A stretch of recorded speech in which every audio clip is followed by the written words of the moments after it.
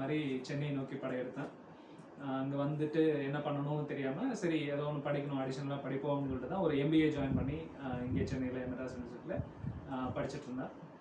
படித்து முடித்தப்போ தான் கொஞ்சம் அந்த வெளியில் என்ன இருக்குன்ற நாலேஜ் எனக்கு வர ஆரம்பிச்சது.